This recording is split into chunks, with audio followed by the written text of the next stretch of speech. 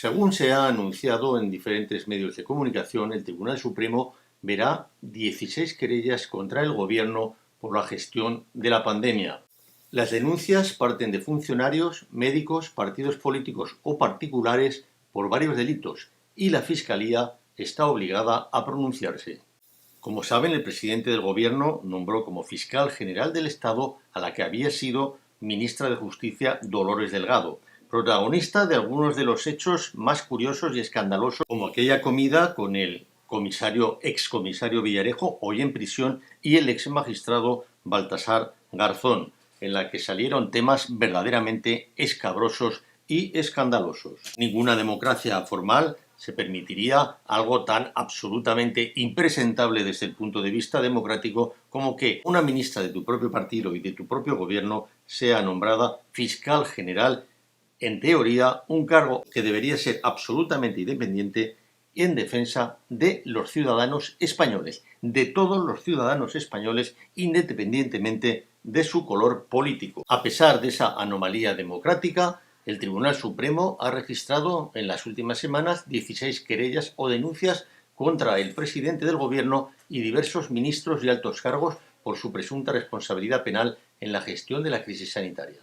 La ofensiva judicial contra el Ejecutivo abarca no solo las actuaciones realizadas durante el estado de alarma, sino aquellas actividades anteriores al confinamiento cuando llegaron los primeros ecos de la propagación de la pandemia global. Según fuentes del alto tribunal, las 16 querellas o denuncias registradas hasta la fecha y que deberá resolver la Sala Segunda de lo Penal parten de acusaciones de abogados particulares afectados por la COVID-19, sindicatos de funcionarios, policías, médicos o enfermeros, un partido político o ciudadanos particulares. Nunca antes la Sala Segunda, presidida por Manuel Marchena, había recibido tal avalancha de acciones penales en un periodo tan corto de tiempo por un hecho concreto, una circunstancia que obligará a los magistrados del Supremo a ponerse manos a la obra cuando la actividad judicial se normalice para dar respuesta a los denunciantes. Las mismas fuentes del alto tribunal señalan que de momento la sala no se ha pronunciado sobre la admisión a trámite de ninguna de estas querellas o denuncias,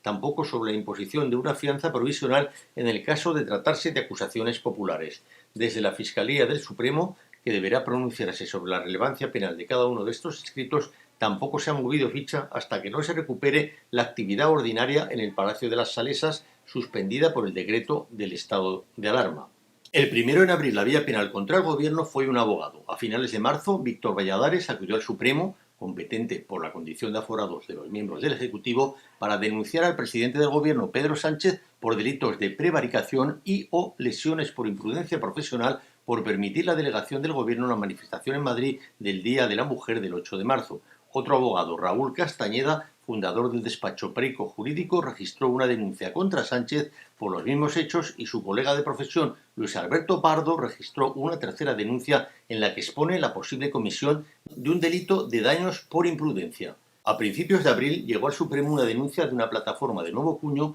creada al calor de la crisis sanitaria. Los afectados por la COVID-19, bajo la batuta de Carmen Balfagón, exdirectora del INSER, denunció al ministro del Interior, Fernando Grande Marlaska, y al titular de Sanidad, Salvador Illa, por su responsabilidad en la gestión de la crisis.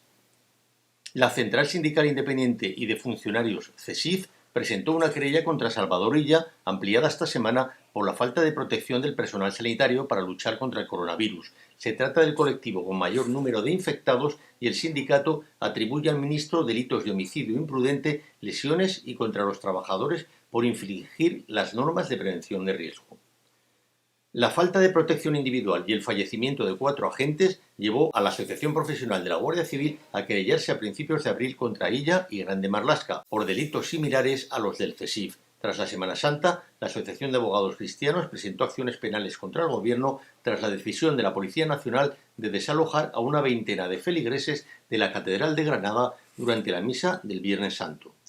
La querella apunta al presidente, los vicepresidentes Pablo Iglesias y Carmen Calvo y los ministros Irene Montero, Fernando Grande Marlaska, Salvador Illa, José Luis Ábalos, Margarita Robles o el director de emergencias Fernando Simón. Al ser querella y no denuncian, les imputan directamente omisión del deber de socorro y prevaricación, por no tomar medidas pese a estar informado de la letalidad del virus.